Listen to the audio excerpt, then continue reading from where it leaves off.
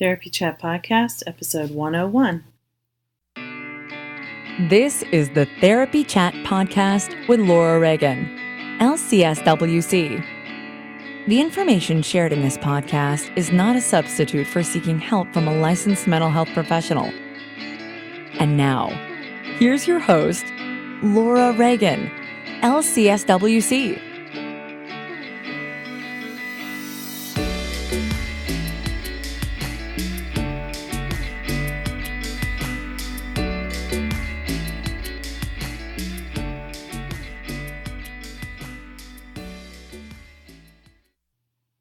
Hi, welcome back to Therapy Chat. Well, we have passed the milestone of the 100th episode. In case you missed it, it came out just this week, and it was an audience participation episode where callers who were listeners let us know what their favorite episodes were, and then I did a recap of all of the themes that emerged throughout the 100 episodes, and I gave you a little reference list of each episode that falls under each theme. And there's a lot of overlap, but for somebody who's new to listening to Therapy Chat and interested in certain topics in particular, it's a great place to start. So here we are at episode 101. And I've been counting down the 4 most popular episodes of Therapy Chat. The 4th most popular was my interview with Hillary Jacobs Hendel, who talked about core emotions and her amazing work. The 3rd most popular episode was my interview with Dr. Gabor Mate about the mind-body connection in terms of childhood trauma and how it affects our emotional, mental, and physical health. The 2nd most popular episode was my interview with Dr. Leslie Korn on the food-mood connection. I thought that one was super fascinating, especially the part about the gut-brain. And this episode is the number 1 most popular episode of Therapy Chat. This one has been a favorite of so many people, and based on the number of times it's been downloaded, it is number 1. So, you want to know what it is? I'll share it with you in just a moment. Today's episode is sponsored by Therapy Notes. If you're a therapist and you're looking for a practice management system that does it all, Therapy Notes might be right for you. Therapy Notes can manage your schedule, your electronic health record, all your documentation of client sessions. I could not run my practice without a practice management system. You can get 10% off 12 months of Therapy Notes service using the promo code CHAT17. Guys, I have to apologize for the sound on this episode. I'm having problems with my microphone, and it really doesn't sound as good as usual, so my apologies. But we're back, and the number 1 most popular episode of Therapy Chat is my interview with the wonderful Stewart Fenster. Heim. Stewart is a Scottsdale, Arizona licensed clinical social worker who is a couples therapist. He's also the host of the Couples Expert podcast. Stewart talks about how our attachment, which develops beginning in childhood in our earliest years and continues to develop throughout the lifespan, but is pretty set by the time we are in our early 20s, affects our adult relationships, our romantic partner relationships, our peer relationships, our work relationships are all affected by our attachment style, and Stewart's going to talk about that. So I'm not going to keep you waiting any longer. Here is formerly episode 62, my interview with Stewart Fenster, the couples expert. Thanks as always for listening. Hi, welcome back to Therapy Chat. This episode number 62 is the third episode in the Trauma and Attachment series. Today, I'm super excited to bring you my guest, Stewart Fenster, LCSW, who is a clinical social worker in Scottsdale, Arizona, practicing with couples using Sue Johnson's emotionally focused therapy, or EFT, which is an attachment-based couples therapy method. And Stewart is going to talk about how he works with couples and how our childhood attachment affects the way we show up in relationships as adults.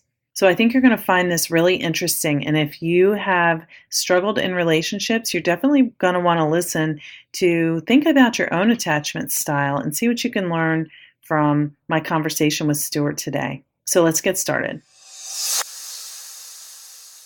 Hi, welcome back to Therapy Chat. Today, I have a very special guest all the way from Scottsdale, Arizona. My guest today is the couples expert, Stewart Fenster, LCSW. Stewart, thank you so much for being on Therapy Chat today. Thanks for inviting me. It's exciting because I don't know if your audience, I would assume your audience is aware that you were on my podcast last week. Yeah, so we are all over the place. Between us, we're covering all the bases, the Couples Expert Podcast and Therapy Chat. Doing the worldwide help for couples, no matter where you are, we've got you covered. That's right. So, Stewart, will you just talk a little bit more about yourself and your practice so that anybody who didn't hear our interview on the Couples Expert Podcast or anybody who just isn't familiar with your work knows more about what you do? What people who know me know that I love talking about myself. So as a podcaster, I think that's part of what brings us to podcasting, is both wanting to sort of take a center place in helping people understand who you are as an individual, as a podcaster, as a clinician, and also why you're so passionate about what you do. And that's something I know you do very well, is really giving to others. And my path to being a clinician is interesting. I started out as a teacher. I was a fifth grade teacher, as a matter of fact, on a naval base. And it wasn't much fun. I didn't really like it a whole lot because what I found, and the thing that was most frustrating, was I loved working with the kids. I loved working with people. But when parents didn't show, it just sort of everything just died. And you couldn't really do much from there because they didn't have the support. And one of the things that I then did is my mother was a vice principal of a middle school. So I turned to her, and this goes back like 30 some years now, and said, is this the kind of thing I'm going to have to deal with all the time? Because I'm trying to make this incredible decision. And processing it with her, made the decision to leave that and then decided to go into a business field, try to figure out what I could do differently. So I actually ended up managing a McDonald's in Florida. And didn't like that very much either, because, you know, you have to be at work at 4 a.m. and that was tough. But when I began to reflect on what do I really love, it always was helping others, helping kids. The teenagers in McDonald's would be coming to me and talking to me about their issues, their problems, their family problems. So eventually I realized what I really wanted to do. I loved the giving and teaching. I loved the business end, that going into social work. And the funny part is the reason I chose social work was I didn't have to do GREs because I knew that I wasn't a great student. I always gave it my all, but the structure tests were really sort of a lot of anxiety and things like that. But the Miller's analogy I could do. So I ultimately became a social worker, worked in some family agencies, and eventually I found my way to working with couples. And what I really love about the couples work and why I've chosen to dedicate my life to that is really because it's the foundation of the family. that when you work as a clinician with couples, not only are you impacting the two people who are sitting in your office, but you're impacting generation after generation after generation. And that led me to then opening my own practice, and here I am in Scottsdale. Awesome. And tell our audience what you do in your practice now in Scottsdale. What I do is I am an expert at helping couples really understand connections. And I think that is the area that the exciting news now is that it used to be in working with couples, people were really it was a lot of guessing really went into it. We knew a little bit about human behavior. We helped people with that. We thought for the longest time that what we needed to do is teach people skills. We needed to teach them how to problem solve. We needed to teach them how to negotiate. But with the latest research that we now have, and that's really one of the reasons that I was excited to be able to come on here and talk about the science of love, the attachment model, the childhood attachments and how they impact all of us, is because what we now know is that if we can help two people sitting in our office really understand how important they are to each other and that they have each other's back, nothing will change a couple and how they deal with all these other things. If you have a clear sense of stability and know your partner's there for you, you can accomplish almost anything. And that's what I do in my office. It's an experiential model. It's not a talk therapy model. It's a model that says, together, me as the guide are going to help the couple really begin to have the right dialogue in their relationship so they understand what gets in the way of them feeling close to one another. Yeah, so what you brought up about connection and attachment, that's my passion too, as you know, and I'd love for you to talk more about just attachment in general, because I think many people have heard about it and don't know what it is, but even those of us who have learned about it in school or read about attachment, it can be pretty hard to understand. I think that it's like something you need to get in your bones. So if you could talk about attachment and attachment style, I would love that. Sure, I'd be more than happy to do that. And I think what I try to do when I talk about this is to not make it too academic, because I think this is one of those areas, because we're going to start out with science, and for me, that was the worst subject that I ever had, is science. I think that was, in high school especially, I think that was my only D, and I think part of why I chose not to go into medicine was because I knew I couldn't make the science. But it really starts with a British psychiatrist by the name of John Bowlby. And what he did, he had a theory that the relationships with your primary caretaker, or the person that was raising you, that influenced everything. So what he did is he began to study thousands of kids all around the world. He went to England, he went to Africa, United States and Canada. And what he did is he began to study and observe the caretaker, typically the mom, holding her infant, and that he began to notice that there were really three basic styles. And that's what I want to talk a little bit about.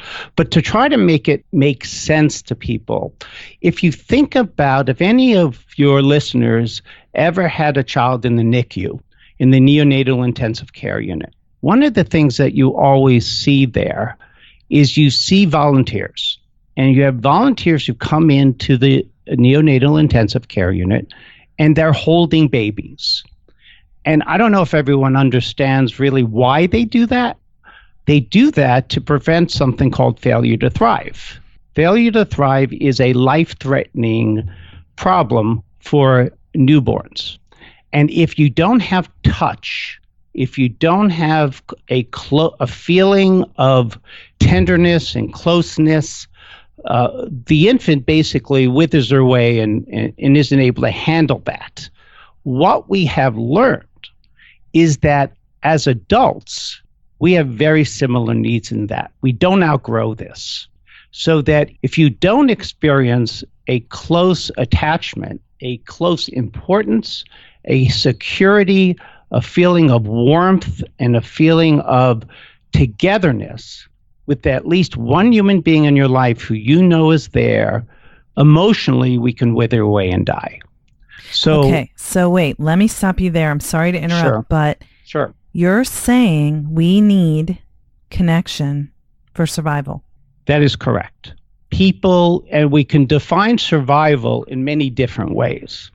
You can think of it as, is our heart going to stop beating? Are we going to be brain dead if we don't have this closeness? No, that's not true. That's not going to happen. But we'll emotionally die. Well, and failure to thrive is a cause of death. Yeah. That is true. So maybe, I sometimes hesitate to go too far with this because you don't want people to get turned off. So I think there's part of me that doesn't want to go as far as what you're saying, but I absolutely agree with you. And if I would just talk spontaneously without worrying about that, I would tell you that what I know is there have been periods in my life where I have not had a connection with someone I'm in a relationship with.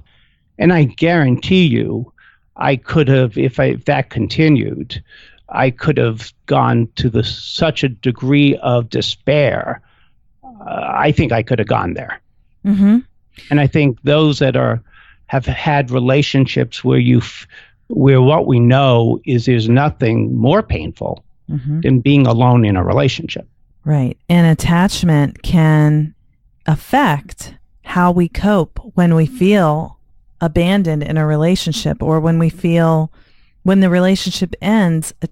Our attachment and the styles that you're going to talk about can influence whether the end of a relationship means to us we feel like we're not going to survive. And then you're talking about it's not going to make your heart stop, but it could lead you to the kind of despair where you give up on living, and it could go to an extreme of death, but you hope that, you catch it way before that point.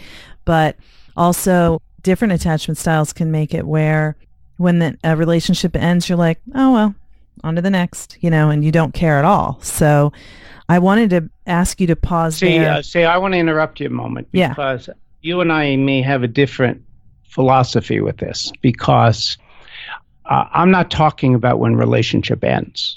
I'm talking about when you're in a relationship and it's not ending, and that where you and I may differ somewhat, not completely, because I know you and I have talked about this before, is that any two people, what's exciting about this new science and the new research, any two people that want to have a relationship where you matter to that person can have that now. The only thing that stops it is giving up and stopping trying and not following a path or a map. We now have a map to know that. Now, if someone is in a relationship and their partner is unwilling to meet their attachment needs, that the needs for love and togetherness are too different, those two people may not be able to make this work. But if we really get to a place where we're able to open up, be vulnerable, the research now is very clear. Those two people can develop a relationship that's quite special. And we now know how to take people. And the different types of childhood attachments, whether we're talking, the three you'll hear me talking about is, one is secure, one is avoidant and ambivalent. Avoidant and ambivalent, those are two sort of different things. Those three ways is a framework to look at your partner and say, these are the issues, these are the expectations, these are the interpretations that my partner is going to make. And unless I really pay attention with that, I'm not going to know what the two of us need to do together to change the model. The reason I say that is it's almost like I'm on a soapbox these days, because I've been using Kelly Clarkson's song, and I'm blanking. Oh my gosh, I'm blanking on the name of it. Bit by bit, right? Bit by bit. Yeah. I think that's what it's called. Or piece by piece. Piece something by like piece. That. No, yeah. it is piece by piece. Yeah. Yes, thank you. And I actually use that in some of my counseling and in the workshops that I do. What that song is about, if anyone saw her on American Idol, was probably the best place to really see that and see her and watch her facial expression. What the song is about is that by meeting this man, the one she's now married to and having a child with, her childhood abandonment issues, because her father abandoned her when she was quite young, has less significance now than any other time in her life for one and only one reason, because of the love of her partner. And that we can change our traumas from her past if our partnership is strong and secure. Everything else goes away and is minimized, not goes away. I don't want to say pie in the sky here. The pains of our past become less important if your present is so good. Yeah. So, and I think I understand that you're not saying that, oh, I just get into the right relationship and it makes everything all better, but that it can heal the attachment injury. Yes. That is exactly what I'm saying. We're talking about healing. We're talking about people who have had all forms of traumas growing up, and when they feel insignificant, or if they felt like they were just a tool for something, and they finally meet someone who sees the real them and loves all of them, including their injuries, they no longer have to feel like they're broken. Yeah. Very, very, very powerful. I mean, I want to punctuate that because that's something that's an experience for so many people, feeling broken. Right. And that if there's one person, and that's what's so cool about this, it only takes one. We're not looking for 10. We're not looking for 4. We're not looking for 3. We're looking for one. And if that one person in your life takes that on and lets you know how much you matter, and the two of you are in this together, anything is possible. And that is what you and I do, is help people understand that it's obtainable. And if we understand this, if we understand how our childhood background has had an impact. Now, what I'm not saying, and this is really clear, I'm not saying that your parents or your caretakers are at fault. I'm saying we want to look at this and say, what has impacted me, without blame even, and being aware of what our needs are, so that we can now have a secure, close relationship with someone that the two of us are in this life together. Yeah. So I know you started explaining this. Will you kind of go over the attachment styles again? And let's talk about how people feel in their adult relationships when they have their childhood background with these various attachment styles. I think we could start with, what do we all hopefully have? And that is a secure attachment with our caretaker. Mm-hmm. And what a secure attachment is a parent that is responsive to us. For instance, if as a baby we're crying, the caretaker, the mom, I'm just going to call it mom, not to be gender specific, but I think it's easiest. Mom picks you up when you're crying and checks on how you're doing. You then begin to expect that your needs are going to be met. If you're hungry, you're fed. If you're cold, you have clothes. If you're hungry, there's food. And that this person, as a child with needing someone to do for us, is responsive, engages with us, and they're accessible. So this person just basically, because of their love for you, wants to do these things. And not only do they want to do it, but they do it. So now we take that and the ideal situation, which that was, as an adult in a relationship, has a partner where your assumption is if you need something, they're going to try to fulfill that need. So if you say, coming home late from work stresses me out because I'm not sure what's going on for you, and I need you to really be, when I reach out to you, I need you to answer the phone.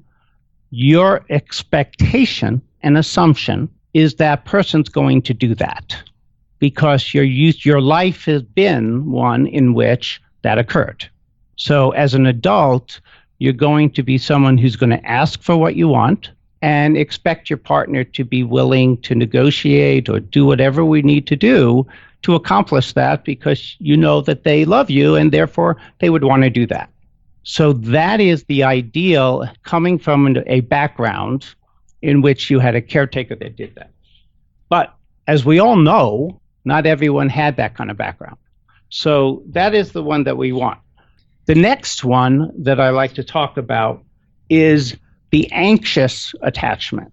And this is the mom who is a parent, maybe a new parent or been a parent for a while, but she's so anxious about something's going to go wrong. She's going to make a mistake. When child's sick, she may go bring the child to the doctor, which she would want to do, but she doesn't really want to do that because what she knows is the doctor's going to tell her that the child has this awful, awful illness that there's no cure for. So rather than deal with it, let's just not go. So when a child has a need, she's not sure if she's going to make the right call. So a child has a problem at school, this parent doesn't know if they can handle it because they're so overwhelmed themselves. So what happens here in an adult relationship, you don't know whether or not your needs will be met. They might be or they might not be. And you are so overwhelmed with not knowing if your partner can truly give you what you need that it's just such confusion. So you tend not to let someone know what you need because, truthfully, the expectation is your partner is not going to be able to handle it. So if I tell you that I'm lonely, we're just going to argue and fight and not really understand that this is fixable because likely your partner is not going to know or be willing to do what it takes.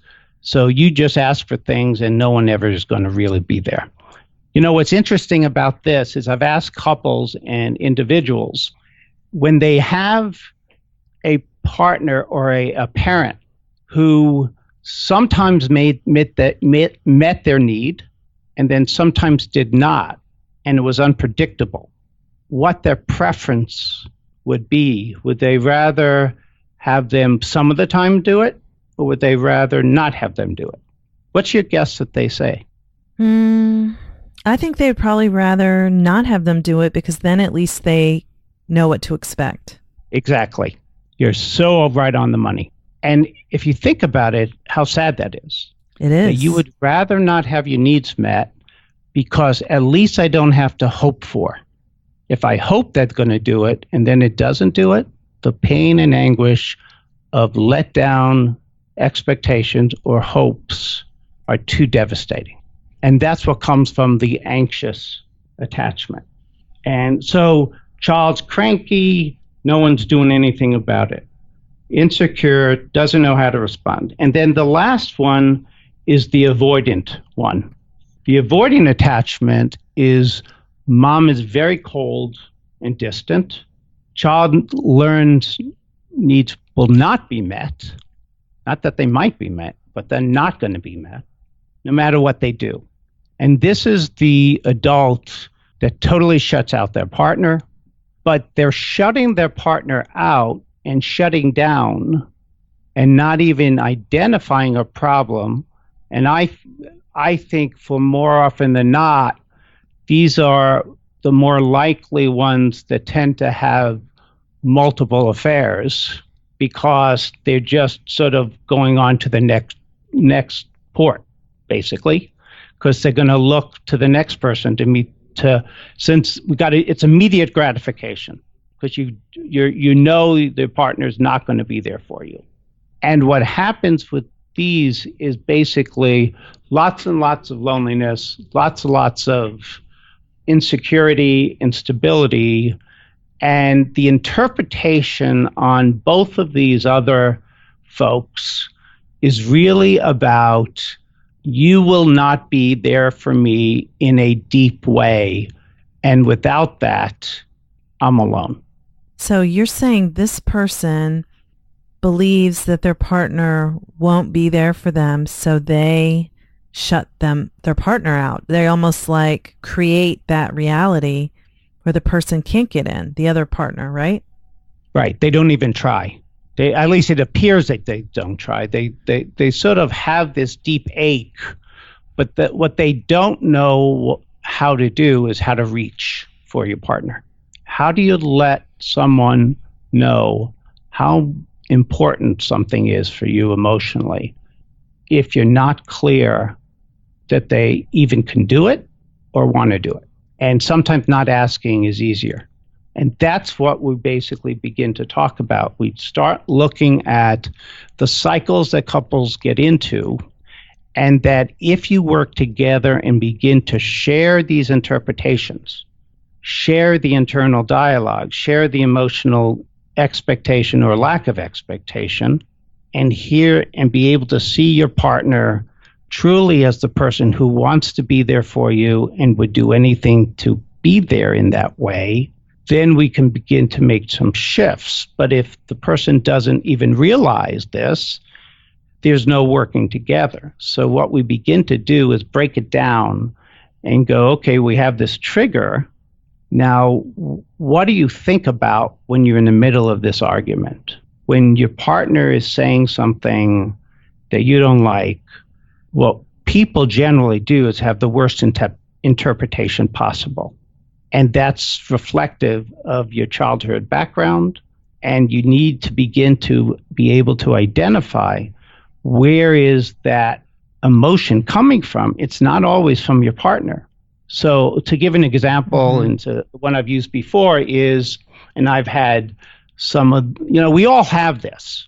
It's not saying that, no, you're not going to go through this if your background was very secure, because we all do these interpretations. I was turning and changing, trying to change a light bulb in the kitchen, and I was having a rough time with it. And my wife said to me, if you turn it that way, it will help. I was furious.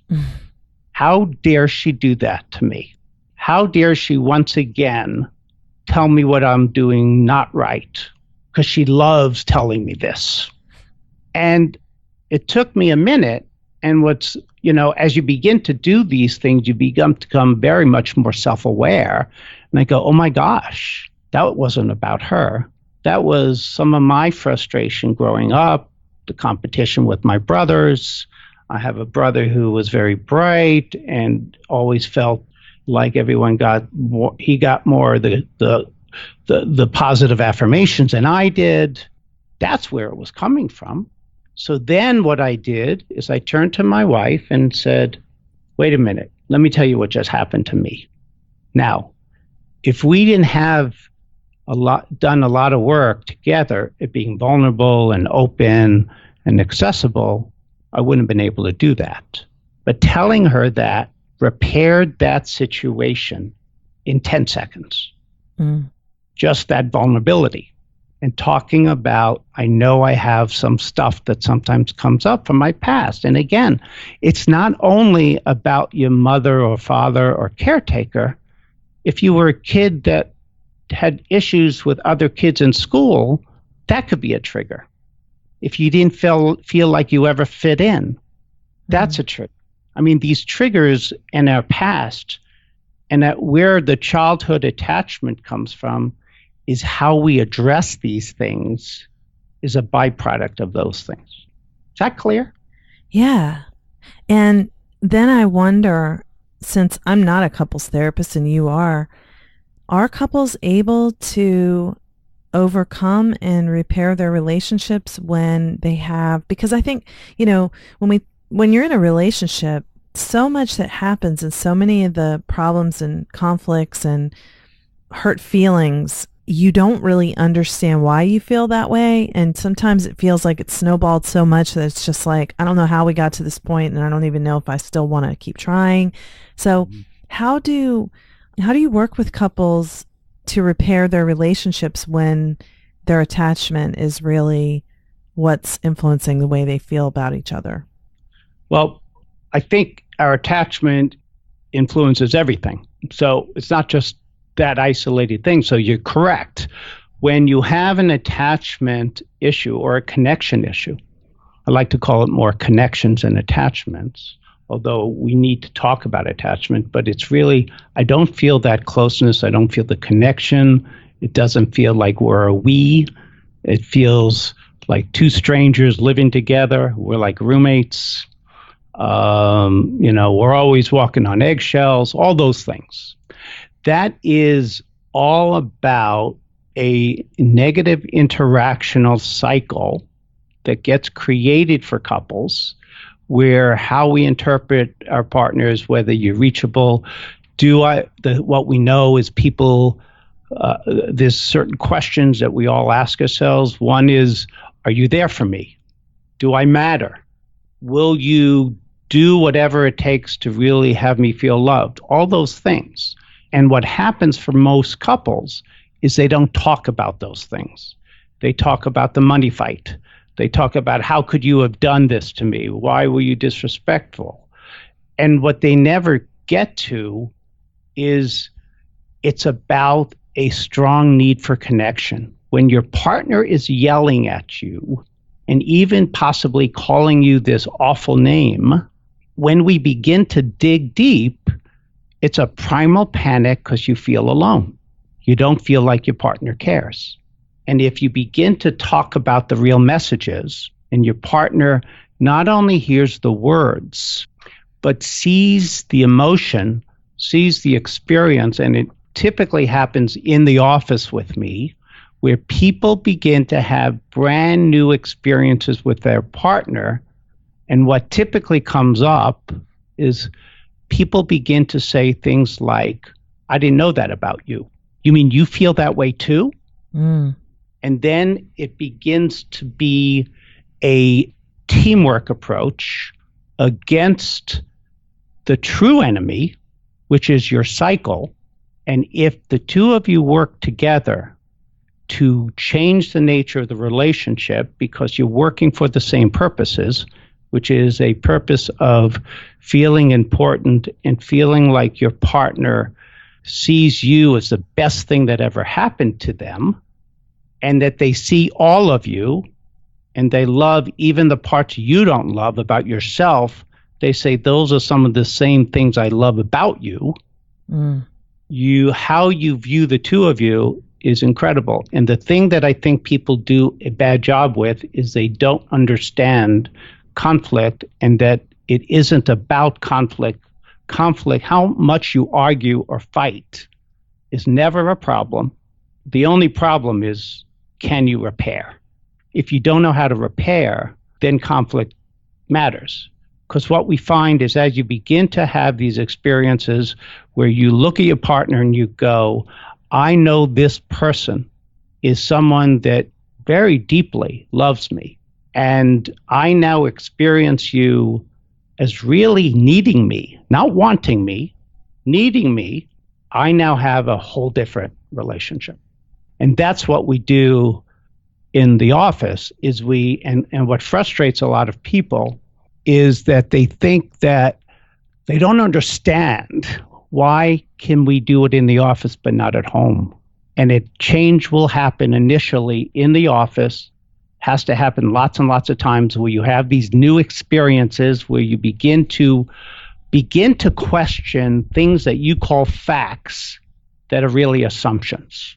So that when you go, I know you're someone that if I'm going to bring this up, you're going to just yell at me. And now you have an experience in my office where they don't, but they're sensitive and giving and wanting to hear it. So now you begin to go, ooh, maybe what I thought was true isn't so true. And now I can begin to give and not pull away so much. I'll put my tippy toes in a little bit, and then maybe I'll put my foot in, And then maybe I'll even really be there and expect you to say loving, caring things. So the tone goes down and the need for those types of interactions stop. Mm. That's what we do. And that's what I do. And what the research has shown, people who are seeing couples counselors who are working on an attachment-based model, the success rate compared to other types of couples counseling is astronomically higher. We're seeing success rates of anywhere from 70 to 85%. Success being measured as? Measured as feeling like the relationship is more loving and caring, and that we're in this world together, and I know I'm important to my partner. Even people who drop out, what the research and the model that I use is something called emotionally focused therapy, and they could get a lot of information of that on my website, which is www.thecouplesexpertscottsdale.com. And if you go to that page on the website, there's a link there that'll take you to a international organization of emotionally focused therapy, where all the validated research, it's a researched model. They actually have done clinical studies and research, and that's what they're finding, that people who drop out are also reporting positive change and that their relationship has never been better. Wow. Yeah. I mean, that's why I get so passionate about all of this, because, in the old days, it was sort of like, I'll cross my fingers and cross my toes and hope everything is going to be okay. And we were seeing people coming back over and over and over again. While it was good for the pocketbook, it sure wasn't that good for the couple. Right. And now I can really sit there in my office and say to a couple, we know how to get you there. And it's not a guessing game. There's a clear map. That's wonderful. And I've heard great things about emotionally focused therapy, EFT, from you and others. I think that it's definitely the couples model that I recommend now the most, because, when people are thinking about couples counseling, I encourage them to go find an EFT therapist, because, attachment is really, to me, it's what it's all about. And if they go to and I always get this confused whether it's COM or org. I believe it's COM. ICEFT, which is the International Organizations for Emotionally Focused Therapy, and I'll give this to you so that you can put it on your show notes, the accurate, but I believe it's ICEEFT.com. The men out there who want to read the research, because most men like to do that, you can get links for the actual research and take a look at it. And also for those of you who are, because I know both Laura and I, we both have people who listen to our podcast all over the world, which is so exciting for you, Laura, too. Both of us. For both of us. Is that you can get people who, there's a referral list for people all over the country, in many different countries, to find people who have the knowledge and experience to help couples with using that model. Awesome. Yeah. So wherever people are, if they're looking for couples counseling, they can find that information there, and it'll be in the show notes. I know you'll give it to me, and I'll put that in there.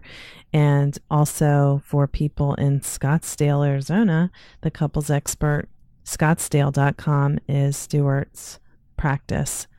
The other thing I want to just let people know, if they're interested, is I also do, because my license only allows me to practice within the state of Arizona. But I offer these weekend programs too, and a number of people have flown in for those. And Scottsdale is right about now, we're becoming the place for a lot of people to want to come.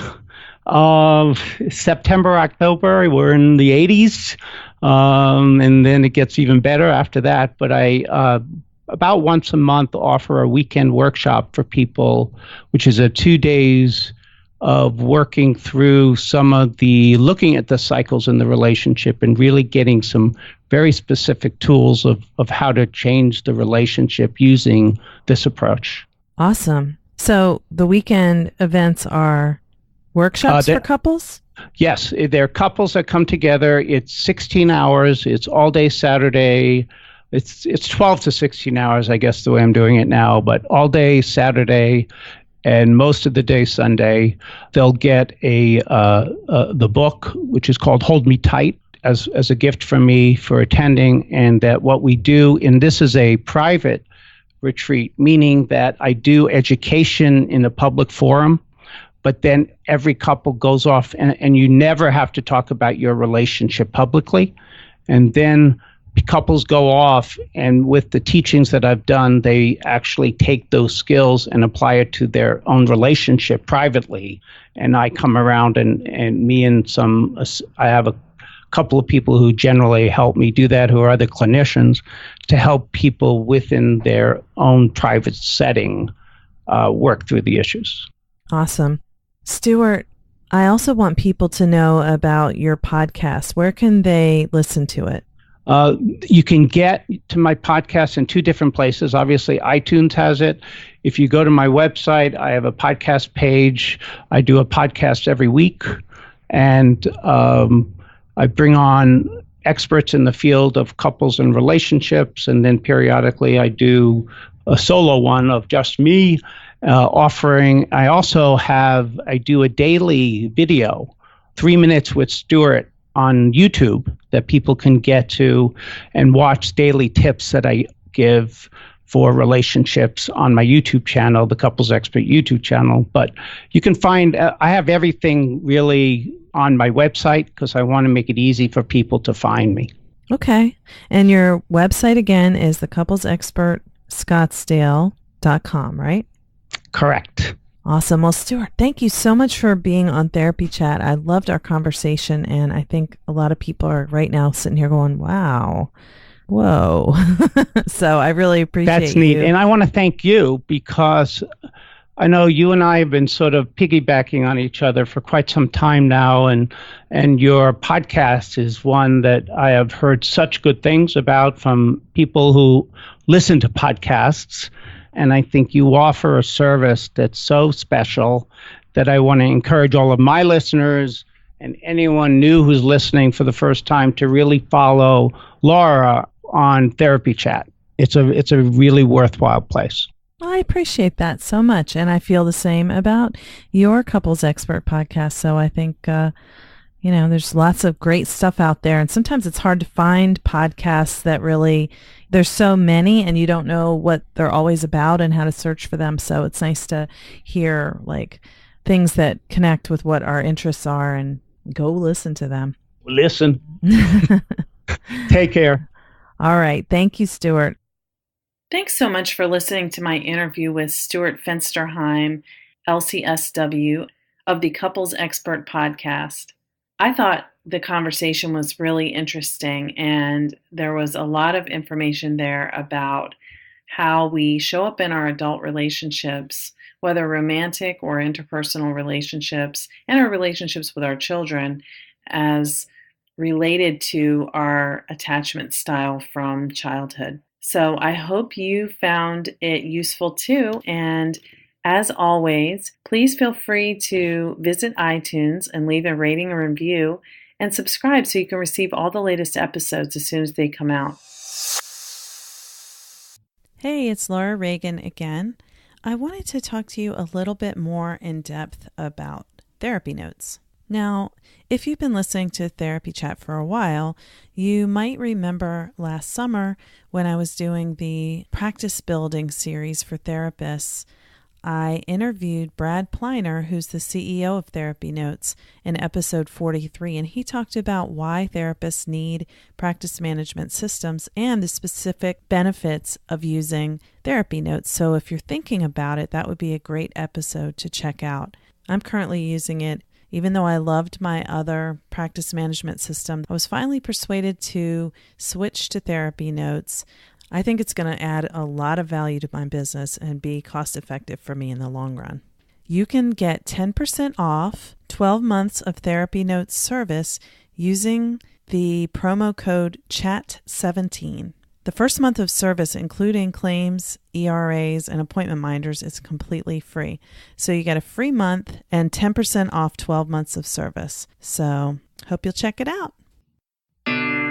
Thank you for listening to the Therapy Chat Podcast with Laura Reagan, LCSWC. For more information, visit Laura's website at www.laurareaganlcswc.com.